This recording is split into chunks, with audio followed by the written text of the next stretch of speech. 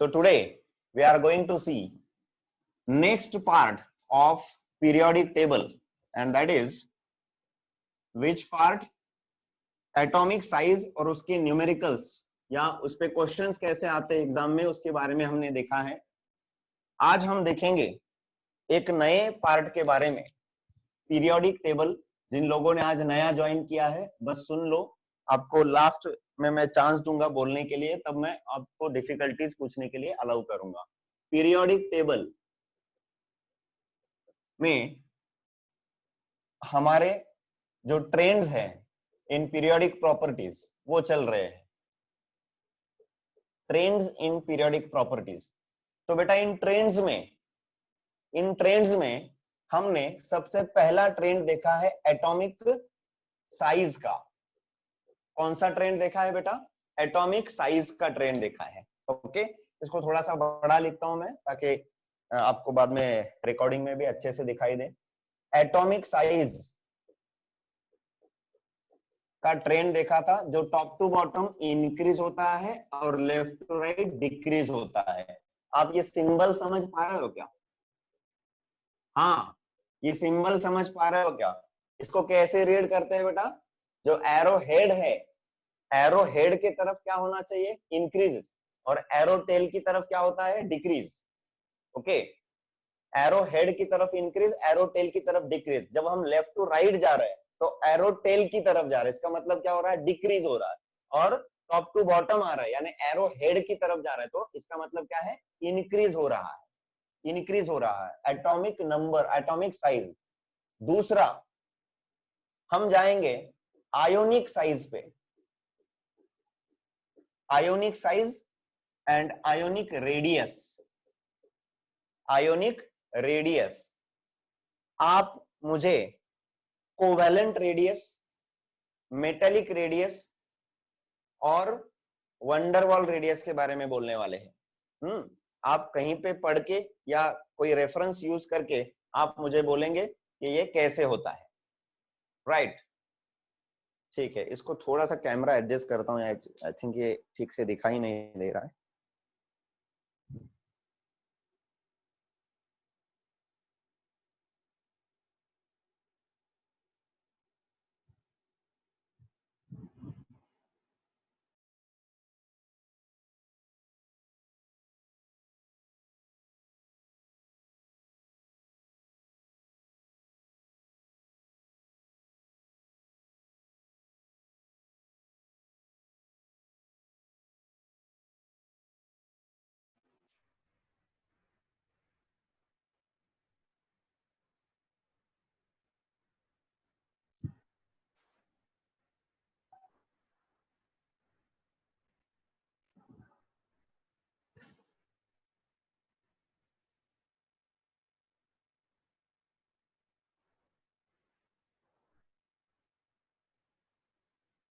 अभी क्लियर दिख रहा है? विजिबिलिटी? हाँ, I think now it is.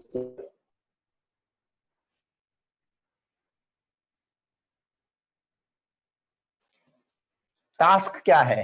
हाँ, आप मुझे आयोनिक रेडियस में आपको पढ़ा रहा हूं, इसके साथ साथ covalent radius, covalent radius, metallic radius, metallic radius और उसके साथ साथ वंडरवॉल रेडियस।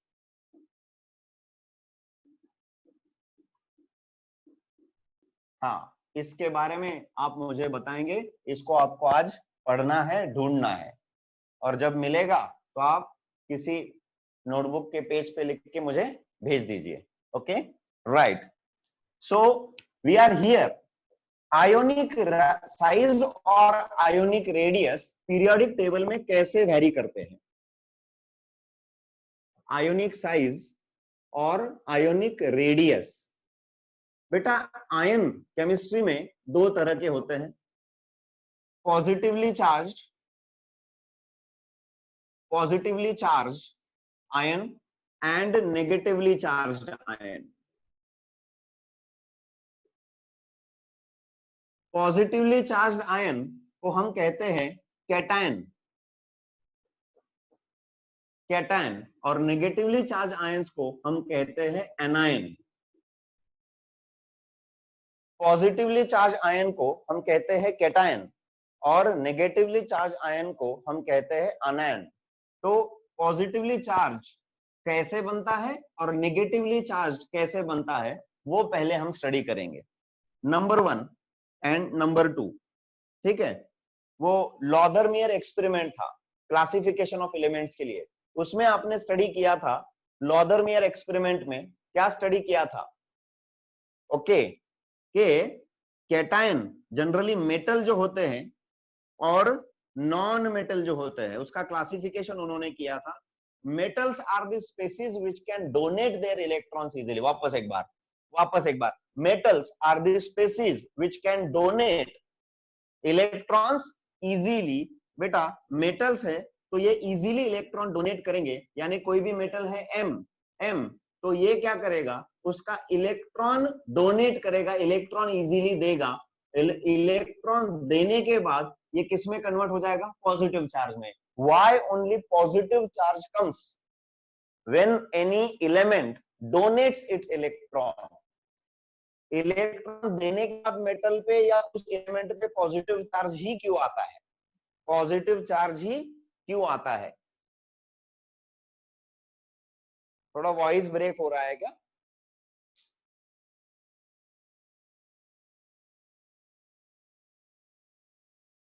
ओके,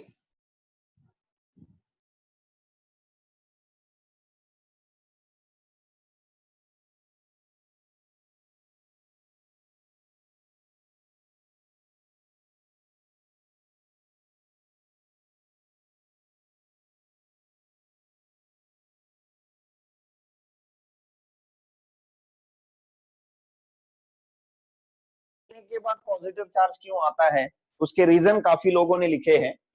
अभी दिख रहा है क्या सभी को?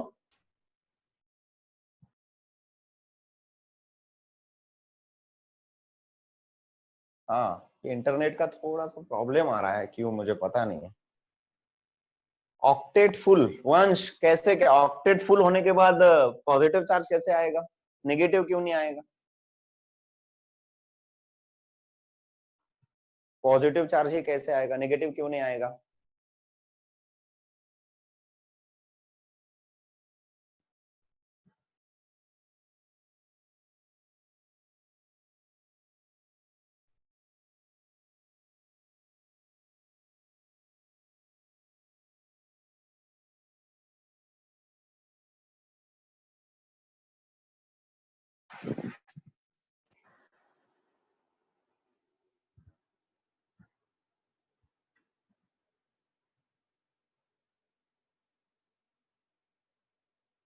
हाँ हाँ, पढ़ने दो, मुझे पढ़ने दो।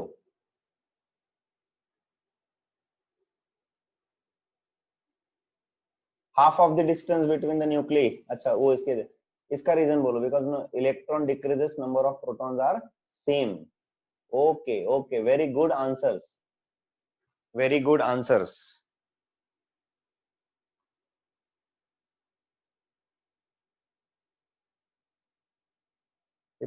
ये वीडियो क्लियर क्यों नहीं हो रहा है?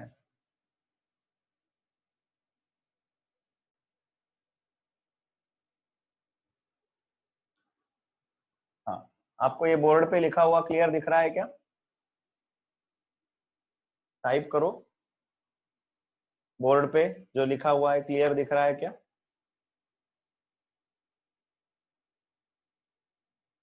ब्लर हो रहा है? ओके, देखते हैं थोड़ी देर में ये क्लियर हो जाएगा। जैसे मूवमेंट होते हैं मे बी क्लियर होना चाहिए, बिकॉज इंटरनेट का तो कोई इशू नहीं है मेरे पास, लेकिन okay, I try. Non metals, इसका बहुत बढ़िया रीजन आप लोगों ने बताया कि कोई भी एलिमेंट है, उस एलिमेंट में सेंटर में प्रोटॉन है, प्रोटॉन यानी पॉजिटिव चार्जेस, और आउटर शेल में इलेक्ट्रॉन्स है, इलेक्ट्रॉन यानी नेगेटिव चार्ज। अगर ये एलिमेंट खुद का इलेक्ट्रॉन लॉस कर देता है, यानी बेटा अगर उसने इलेक्ट्रॉन लॉस कर दिया, मैं सेकंड शेल में लिखता हूं बिकॉज ये शेल निकल गया तो कुछ नहीं बचेगा। हाँ, ये सेकंड शेल में एक इलेक्ट्रॉन है, फॉर एग्जांपल यहां पर इलेक्ट्रॉन, अगर ये इलेक्ट्रॉन निकल गया, यानी ये इलेक्ट्रॉन अगर निकल गया तो अभी इस शेल में एक ही इलेक्ट्रॉन था, अगर वो इलेक्ट्रॉन निकल जाए तो उस शेल में कुछ रहेगा क्या? कुछ भी नहीं रहेगा, यानी वो एम्प्टी हो जाएगा, यानी बचा ये अंदर का, इसमें ऑलरेडी 2 इलेक्ट्रॉन्स प्रेजेंट थे एज इट इज, लेकिन न्यूक्लियस में इसके 3 प्रोटॉन थे। कितने प्रोटॉन थे बेटा?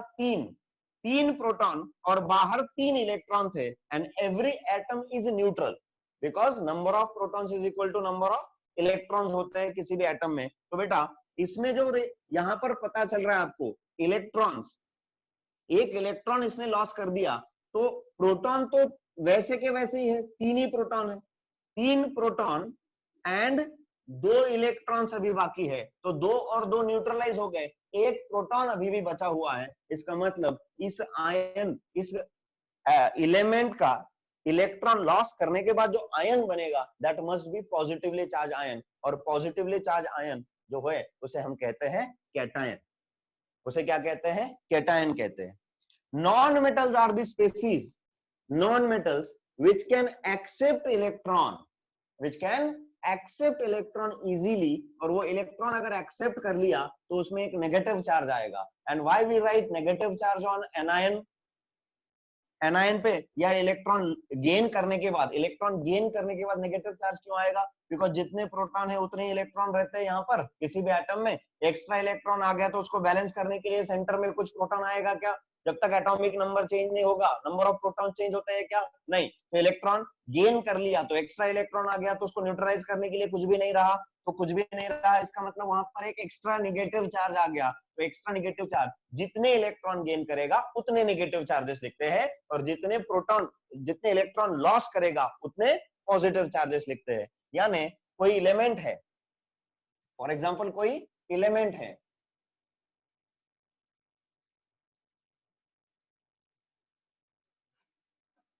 कोई एलिमेंट है यहां पर मैग्नीशियम, मैं पहले सोडियम का एग्जांपल लेता हूं, सोडियम, हाँ कैटायंस की बात कर रहे हैं, सोडियम, सोडियम कितने इलेक्ट्रॉन डोनेट कर सकता है? Can anyone tell me? Sodium कितने इलेक्ट्रॉन डोनेट कर सकता है और क्यों करेगा? और क्यों करेगा? 1 इलेक्ट्रॉन डोनेट कर सकता है, करेक्ट? ओके प्रथमेश, गूगल पे सर्च करके बोल रहा है ना? रुक अभी, हाँ मैं तुझसे एक्सप्लेनेशन मांगूंगा तब बोल देना बेटा। हाँ, you have to explain it everything. जिन जिन लोगों ने गूगल से कॉपी पेस्ट करके आंसर दिया है ना, उन लोगों के लिए आपको मैं बाद में मौका दूंगा बोलने के लिए। आपको एक्सप्लेन करना होगा कि कोवेलेंट आयनिक आयन वंडरवॉल किसे कहते हैं, तो ठीक है, I will give you chance, I will give you chance. Okay, to become more stable, why it donates 1 electron? अच्छा 1 ही क्यों करता है, 2 क्यों नहीं करता? Because it is present in first group. Very good Suyash, yes Prathamesh बोल रहा है आउटर मोस्ट शेल में उसके 1 इलेक्ट्रॉन होता है। ओके, और 1 इलेक्ट्रॉन देने के बाद उसका ऑक्टेट कंप्लीट हो जाता है। बहुत ही बढ़िया आंसर करते हैं आप लोग बेटा। इसका इलेक्ट्रॉनिक कॉन्फ़िगरेशन, एटॉमिक नंबर क्या है? 11। 11 का इलेक्ट्रॉनिक कॉन्फ़िगरेशन KLM के अकॉर्डिंग क्या होता है? 281 होता है कि नहीं? 281 होता है, यानी आउटर मोस्ट शेल में 1 इलेक्ट्रॉन है, अगर वो 1 इलेक्ट्रॉन डोनेट कर देगा तो उसका ऑक्टेट कंप्लीट हो जाएगा। और किसी भी एलिमेंट का जो कंबाइनिंग कैपेसिटी होता है that is based on, depend on valence shell electron. Valence shell में जितने इलेक्ट्रॉन्स हैं उनका ऑक्टेट कंप्लीट करने के लिए वो तो एक तो इलेक्ट्रॉन दे सकते हैं या इलेक्ट्रॉन ले सकते हैं। यानी सोडियम उसके आउटर शेल का 1 इलेक्ट्रॉन डोनेट कर देगा, सोडियम 1 इलेक्ट्रॉन डोनेट कर देगा, और डोनेट करने के बाद उसका जब ऑक्टेट कंप्लीट हो जाएगा तो बेटा 1 इलेक्ट्रॉन लॉस होने की वजह से सोडियम पे कितना चार्ज आएगा? +1 आएगा। दूसरा एलिमेंट मैं यहां पर ले रहा हूं मैग्नीशियम, तीसरा एलिमेंट मैं ले रहा हूं एल्यूमिनियम, ओके, फोर्थ एलिमेंट में ले रहा हूं नाइट्रोजन, फिफ्थ में ले रहा हूं ऑक्सीजन, और सिक्स्थ में यहां पर लेने वाला हूं fluorine.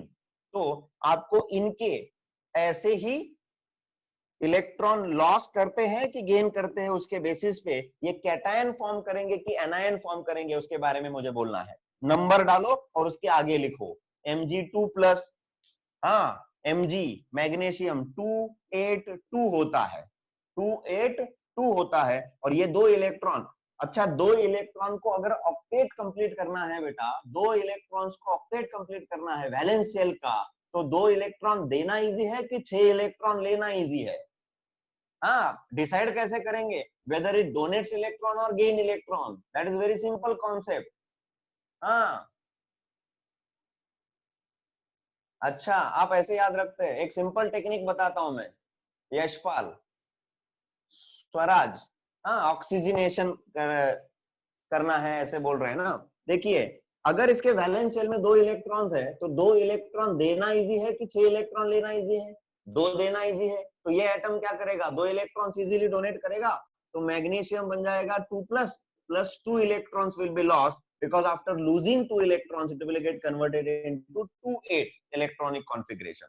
Aluminium, aluminium 3 electrons donate करेगा, और 3 इलेक्ट्रॉन ही क्यों डोनेट करेगा, बिकॉज इसके वैलेंस शेल में 283 होता है, और 3 इलेक्ट्रॉन डोनेट करने के बाद इसका ऑक्टेट कंप्लीट हो जाता है।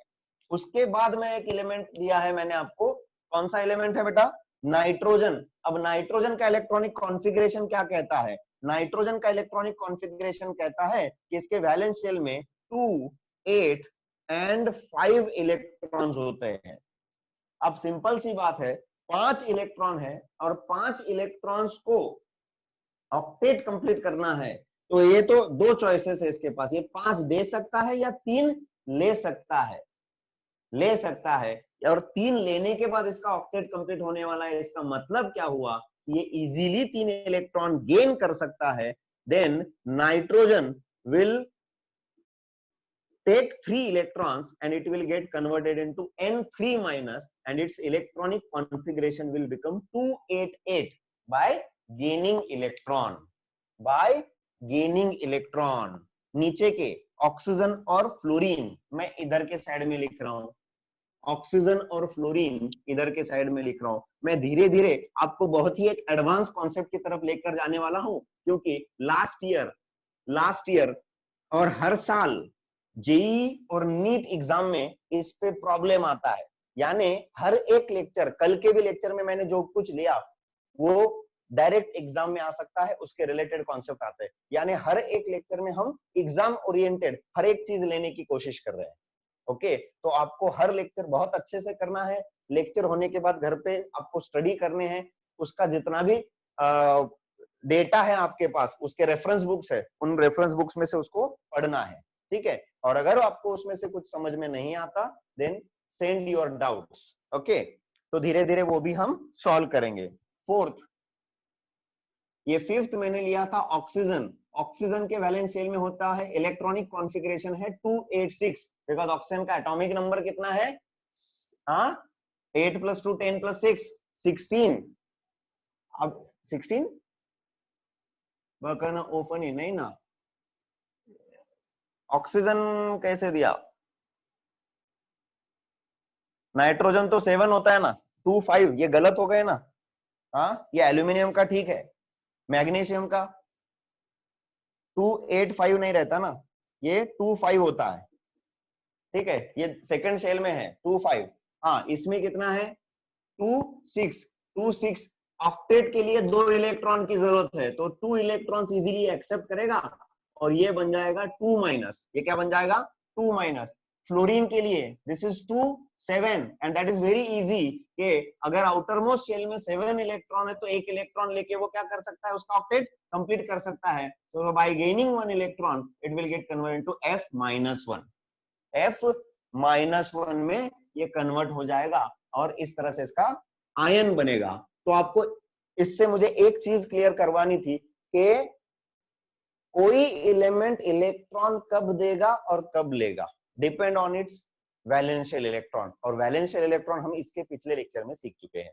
वैलेंशियल इलेक्ट्रॉन्स कैसे निकालने हैं, उस ग्रुप में वो एलिमेंट रहने के बाद वैलेंशियल इलेक्ट्रॉन कैसे देखने हैं, और उसकी वैलेंसी कैसे चेक करनी है। तो व्हाट इज वैलेंसी बेटा, what is valency? It is a combining capacity, it is combining capacity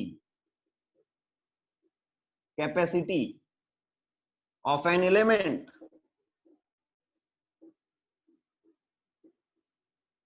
combining capacity. अब कंबाइनिंग कैपेसिटी वर्ड इसलिए यूज किया कि ये ऑक्टेट के लिए इलेक्ट्रॉन दे भी सकता है और इलेक्ट्रॉन ले भी सकता है, इलेक्ट्रॉन दे भी सकता है और इलेक्ट्रॉन ले भी सकता है, इसलिए इसको कंबाइनिंग कैपेसिटी कहा।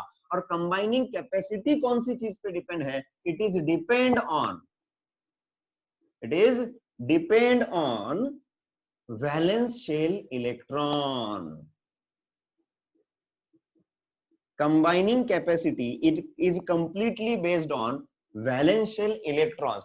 वैलेंस शेल में जितने इलेक्ट्रॉन्स है उसके बेसिस पे वो इलेक्ट्रॉन दे सकता है या इलेक्ट्रॉन ले सकता है। Are you getting everyone? ये कॉन्सेप्ट आपको समझ में आया क्या? जल्दी बताओ। Number of valence shell electron पे डिपेंड होता है Suyash? Yes, very good, okay, thank you Shreya. Okay everyone, valency is the combining capacity of an element and which is depend on valence electron। तो मैं यहाँ पर फटाफट एलिमेंट्स देने वाला हूँ और फटाफट आपको क्या करना है, इसके एलिमेंट के वैलेंस इलेक्ट्रॉन बताना है बेटा, एटॉमिक नंबर नहीं बताना है और इलेक्ट्रॉनिक कॉन्फ़िगरेशन भी नहीं बताया, सिर्फ वैलेंस इलेक्ट्रॉन बताना है। फटाफट मैं आपको एलिमेंट्स दे रहा हूँ, आपको इनके वैलेंस इलेक्ट्रॉन बताने। इतना मैं है ना, मैंने आपको प्रॉमिस किया था कि केमिस्ट्री मुझे जितना आता है उतना आपको आने वाला है, आपको आने वाला है। तो मैं हर लेक्चर में कुछ ना कुछ प्रैक्टिस लेने की कोशिश कर रहा हूं। Right number of valence electrons of the following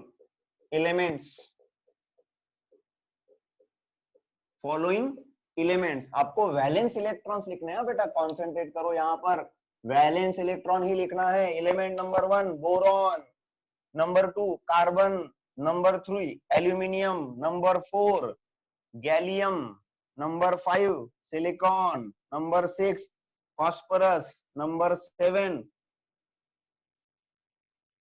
SB. Valence electron लिखने फटाफट, बिकॉज वैलेंस इलेक्ट्रॉन आपको तुरंत लर्न हो जाना चाहिए। एलिमेंट और उसके सामने डैश करके उसके वैलेंस इलेक्ट्रॉन लिखो फटाफट एकदम। और चीटिंग नहीं करना बेटा, मैं सभी से रिक्वेस्ट कर रहा हूं। आप चीटिंग करेंगे, मैं तो आपके घर पे नहीं आने वाला हूं। आपके पेरेंट्स आपके साथ बैठे हुए हैं तो बहुत अच्छी बात है, लेकिन अगर आप अकेले हो और आप चीट कर रहे हो या पीरियोडिक टेबल सामने रख के अगर ये चीजें कर रहे हो तो ये चीटिंग आपके ऊपर ही भारी पड़ेगा। बिकॉज मैं जो प्रैक्टिस ले रहा हूं, इस प्रैक्टिस में आपको मैं और ज्यादा शार्प करने की कोशिश कर रहा हूं। और ये जो प्रैक्टिस है मैं कुछ दिनों बाद आपको बताऊंगा कि बेटा देखो वो प्रैक्टिस हमने की थी ना, इस वजह से आज ये बहुत अच्छे से आ रहा है। अगर आज चीटिंग करेंगे तो आगे आने वाले जो कॉन्सेप्ट्स रहेंगे जहां पर आपको कुछ भी देखने को नहीं मिलने वाला है, वो सब चीजें आप मिस कर देंगे। ठीक है, तो चीटिंग बिल्कुल नहीं करना है किसी ने भी, बिकॉज कोई किसी के घर पे नहीं जाने वाला है चेक करने के लिए, बस आपकी ईमानदारी आपके पास है। और फाइनल एग्जाम में, कॉम्पिटिटिव एग्जाम में आपको ईमानदारी से ही सॉल्व करना है, वहां पर तो चीटिंग नहीं होने वाला। तो अभी से हम आदत क्यों लगाए चीटिंग की, है कि नहीं बेटा? हाँ, तो देखो फटाफट लिखो, 8 9 10 11 12 13 14 और 15। एंटीमनी, लीड,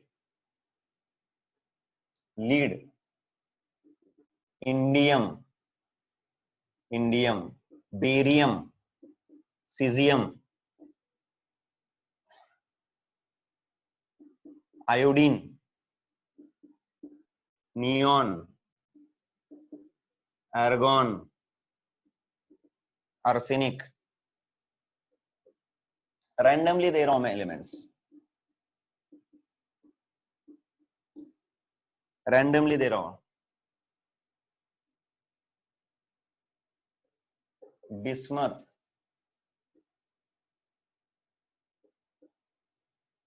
टीन दिया है क्या कहीं पर? टीन नहीं दिया है, हाँ टीन। उसके बाद ये बहुत शार्प करने वाला आपको, रेडियम, रेडॉन,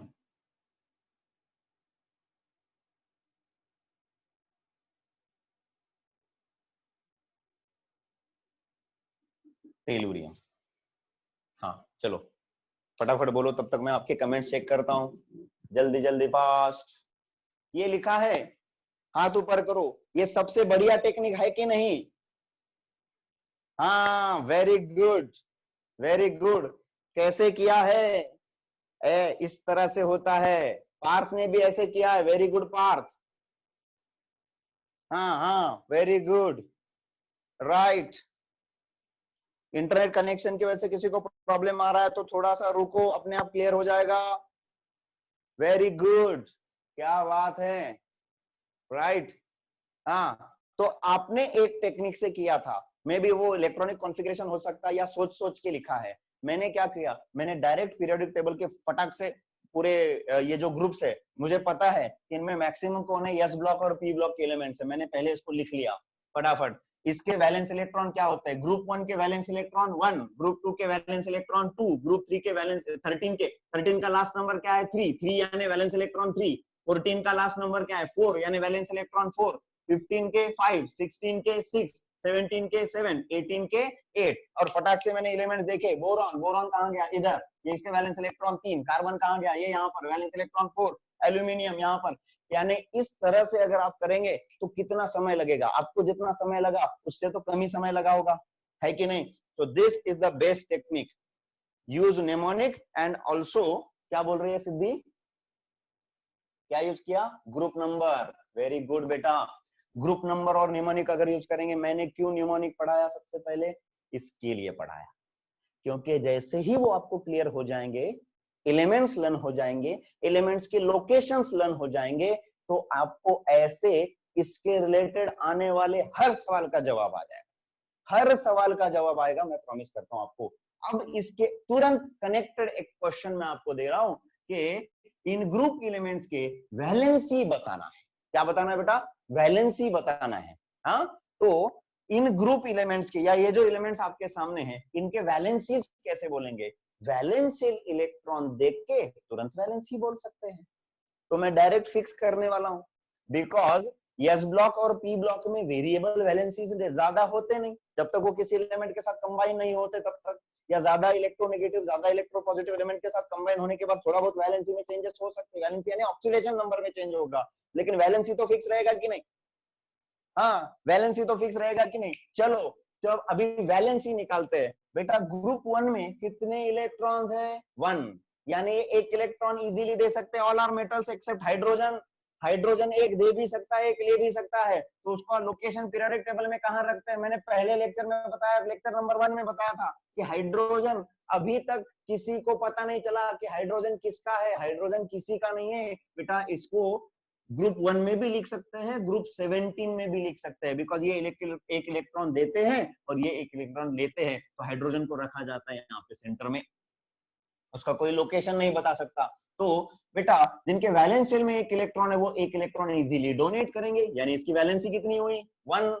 जिनके वैलेंस शेल में 2 इलेक्ट्रॉन है, ऑक्टेट कंप्लीट करने के लिए ये 2 इलेक्ट्रॉन इजीली दे सकते हैं, यानी इनकी वैलेंसी कितनी हुई, 2।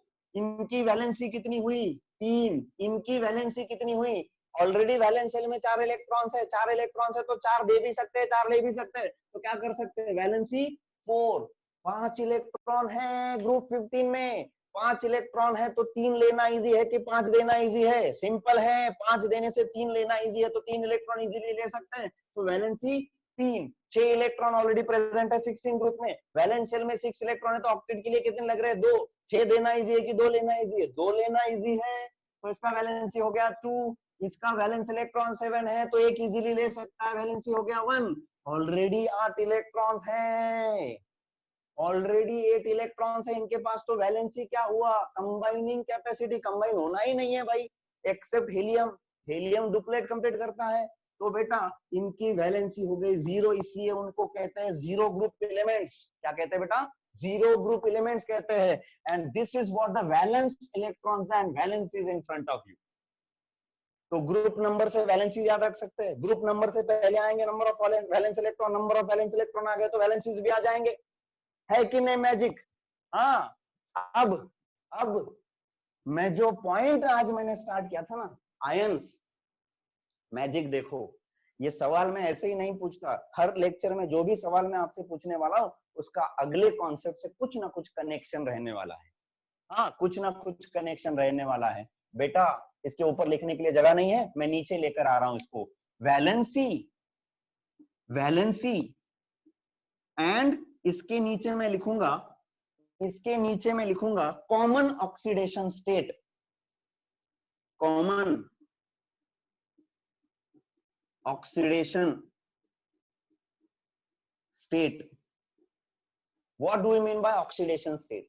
ऑक्सीडेशन स्टेट यानी उसने इलेक्ट्रॉन देने के बाद या लेने के बाद वो कौन से स्टेट में, कौन से चार्ज में स्टेबल रहेगा। अगर एक इलेक्ट्रॉन देगा तो +1 में स्टेबल हो जाएगा, है ना। जो फर्स्ट ग्रुप के एलिमेंट है वो इजीली एक इलेक्ट्रॉन देते हैं, इजीली देके वो स्टेबल हो जाते हैं, ऑक्टेट कंप्लीट हो जाता है। इसका मतलब एक इलेक्ट्रॉन देने के बाद स्टेबल हो जाने का मतलब क्या है? +1 में स्टेबल हो जाना।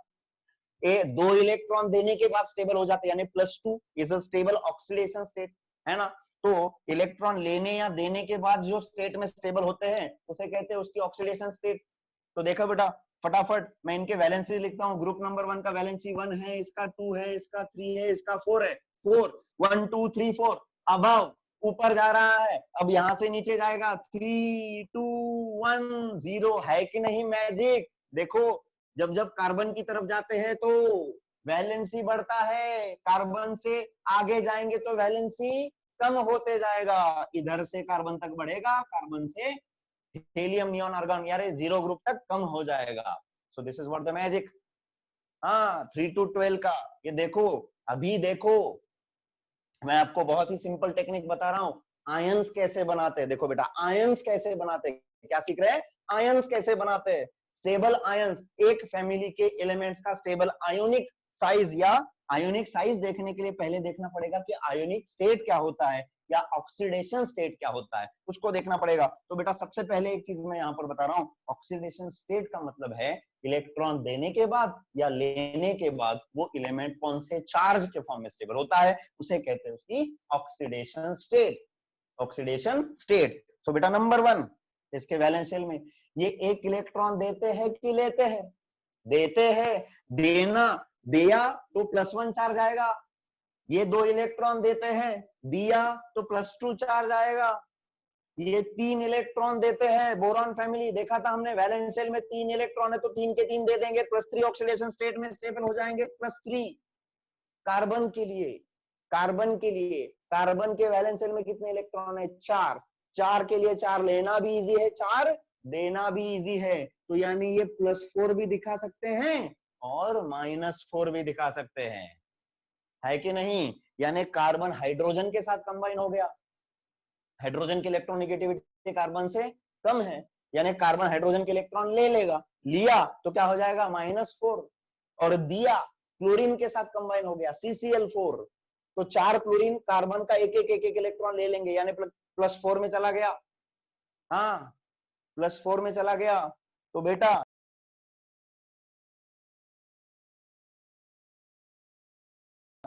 शेयरिंग में ऑक्सीडेशन स्टेट 0 होता है। वापस एक बार, शेयरिंग में ऑक्सीडेशन स्टेट 0 होता है। 4 दिए और 4 लिए, ऑक्सीडेशन नंबर 0, है ना, 0। उसके लिए निकालते हैं, जब शेयरिंग करते हैं या कोवैलेंट कंपाउंड्स होते हैं ना, उसके लिए निकालते हैं फॉर्मल चार्ज।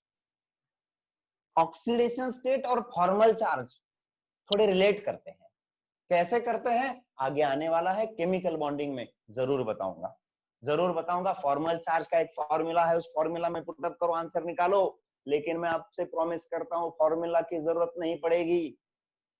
कितने फॉर्मूलाज याद रखेंगे? इतना बड़ा एक सब्जेक्ट है फॉर्मूलाज याद रखने को, कौन सा? फिजिकल केमिस्ट्री और फिजिक्स, बहुत सारे फॉर्मूलाज है, तो बाकी चीजों में फॉर्मूलाज की जरूरत नहीं, हम डायरेक्ट शॉर्टकट से निकाल सकते हैं। कैसे निकालेंगे? शॉर्टकट से निकालेंगे। तो फॉर्मल चार्ज भी हम डायरेक्ट निकाल सकते हैं। बेटा पहले यहाँ पर आओ, ये एक इलेक्ट्रॉन देंगे तो +1, ये +2, ये +3, ये +4 भी रह सकता है, -4 भी रह सकता है। उसके बाद ये इनके वैलेंस शेल में कितने इलेक्ट्रॉन है? 5, तो ये 3 इलेक्ट्रॉन लेने वाले हैं। बेटा 3 इलेक्ट्रॉन लेने वाले हैं तो कौन सा चार्ज आएगा? -3। ये 2 इलेक्ट्रॉन लेने वाले हैं, -2। ये 1 इलेक्ट्रॉन लेने वाले हैं, -1। और ये 0 इलेक्ट्रॉन्स लेंगे, यानी 0 इलेक्ट्रॉन लेते भी नहीं है और देते भी नहीं है, एक्सेप्ट जेनॉन। जेनॉन के काफी कंपाउंड बनते हैं बेटा। आप कहते हैं कि नोबल गैसेस में कोई रिएक्ट नहीं होता, हाँ सही है, नोबल गैसेस में कोई रिएक्ट नहीं होता, लेकिन जैसे जैसे नीचे आते हैं साइज बढ़ता है, रेडॉन तो रेडियो एक्टिव है, उसको छोड़ दो। लास्ट एलिमेंट यहाँ पर आ रहा है जेनॉन। जेनॉन की साइज बहुत ज्यादा है और उसका जो आयोनाइजेशन पोटेंशियल होता है वो O2 के जैसे होता है, ऑक्सीजन के जैसे होता है। अगर ऑक्सीजन रिएक्टिव है तो फिर जेनॉन भी तो रिएक्टिव होना चाहिए कि नहीं। ये दिया था बार्टलेट नाम का एक साइंटिस्ट था, श्री बार्टलेट। तो उस बार्टलेट ने ये डिस्कवरी की थी कि अगर ऑक्सीजन प्लेटिनम हेक्साफ्लोराइड एक कंपाउंड होता है, उसके साथ रिएक्ट होता है तो जेनॉन, ऑक्सीजन की और जेनॉन की आयोनाइजेशन पोटेंशियल सेम होती है। क्या चीज है आयोनाइजेशन पोटेंशियल? आ रहा है लवकरच येत आहे डॉट डॉट डॉट, जल्द ही आ रहा है, कमिंग सून। तो आयोनाइजेशन पोटेंशियल तक जाने वाले हैं। तो बेटा इसका आयोनाइजेशन पोटेंशियल सेम होता है, इसलिए जेनॉन भी रिएक्ट होता है और जेनॉन भी उसके स्टेबल कंपाउंड बनाता है। अगले साल 12th स्टैंडर्ड में आने वाला है जेनॉन के डिफरेंट कंपाउंड्स और उनके केमिकल रिएक्शंस। कहां पर? जीरो ग्रुप एलिमेंट आने वाला है पी ब्लॉक में, तो वहां पर हम उसको स्टडी करने वाले हैं। तो बात करते करते फटाफट मैंने क्या दे दिया आपको, एक बहुत ही शॉर्टकट दे दिया है कि किसी भी एलिमेंट का पॉजिटिव ऑक्सीडेशन स्टेट और नेगेटिव ऑक्सीडेशन स्टेट तुरंत जान सकते हैं by using its group number. Group number से वैलेंस इलेक्ट्रॉन, ग्रुप नंबर से वैलेंस इलेक्ट्रॉन, वैलेंस इलेक्ट्रॉन से वैलेंसी, वैलेंस इलेक्ट्रॉन से वैलेंसी और वैलेंसी से उसका ऑक्सीडेशन स्टेट निकलेगा। है कि नहीं मैजिक? तो आज के लेक्चर में क्या क्या सीखे बताओ? आज के लेक्चर में क्या क्या सीखे बताओ? शॉर्टकट सीखे हम। क्या क्या सीखे? फटाफट डालो, फटाफट डालो। क्या क्या सीखे आज के लेक्चर में? शॉर्टकट सीखे, पीरियोडिक टेबल के डिफरेंट एलिमेंट्स, आयंस कैसे बनते हैं वो देखा, आयंस का ट्रेंड मुझे बताना था आपको, लेकिन आज टाइम खत्म हो गया है। लेकिन मैं आपसे प्रॉमिस करता हूँ हर एक लेक्चर में इतना कंटेंट मैं आपको देने वाला हूँ कि आप बोलेंगे कि सर इतना मैजिकल केमिस्ट्री कैसे है। और मैंने आपसे पहले ही दिन कहा था कि हंसते हंसते 2 साल कैसे निकल जाएंगे पता नहीं चलेगा, पता नहीं चलेगा। शॉर्टकट सीखे हमने, ट्रिक्स सीखे आज। तो आज का लेक्चर बढ़िया है कि नहीं बताओ? How to take out valency, क्या बोल रही है श्रेया? चलो तो आप, मैं आपके डाउट्स भी लेता हूं, इसके साथ साथ मैं सभी को अनम्यूट करने वाला हूं। और ये जो पार्ट मैंने लिखा है इसको आप लिख के रखो या इसका स्नैपशॉट निकाल के रखो बेटा। ये बहुत ज्यादा काम की चीज है आज जो पढ़ाया है मैंने, और कल के लेक्चर में ये पूरा की पूरा काम में आने वाला है। मैं सभी को बता रहा हूँ, ठीक है, बता रहा हूँ। तो जिन लोगों का ऐप में रजिस्ट्रेशन हो चुका है उन लोगों के लिए, हाँ, मैं नोटिस एक देने वाला हूं आपको।